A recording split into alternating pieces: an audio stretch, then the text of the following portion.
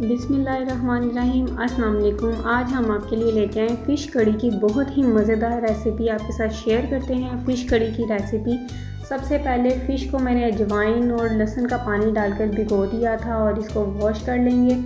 اب ہم مسالہ بنائیں گے۔ اس کے لیے سب سے پہلے اجوائن کو کوٹ لیں گے اور پھر زیرہ ڈال کر اس کا پاؤڈر بنا لیں گے۔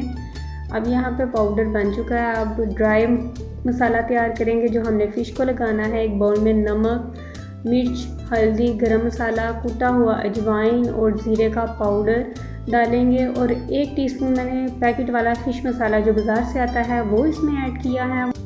اب اس مسالے کو مکس کرتے ہیں اور مکس کر کے اس کو ہم اپنی فش پر اپلائی کرتے ہیں اور 2 گھنٹے کے لیے میرینیٹ ہونے کے لیے رکھتے ہیں۔ جب تک فش میرینیٹ ہو رہی ہے اب ہم مسالہ بنا لیتے ہیں کڑی کے لیے۔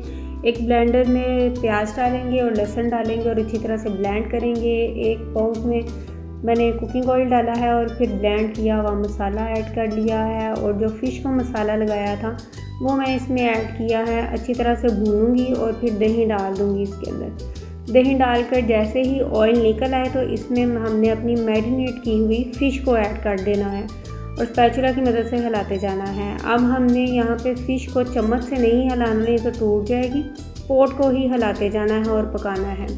جیسے ہی اس میں بوائل آ جائے تو ہم نے اس کو 5 سے 7 منٹ کے لیے دم پہ رکھنا ہے اور 7 منٹ میں یہ ہماری فش کڑی بن کر ریڈی ہو جائے گی۔ الحمدللہ ہماری فش کڑی بن کر تیار ہے۔ خود بھی بنائیے گا، اپنے مہمانوں کو کھلائیے گا، مجھے دعا میں یاد رکھیے گا۔ اوکے، اللہ حافظ۔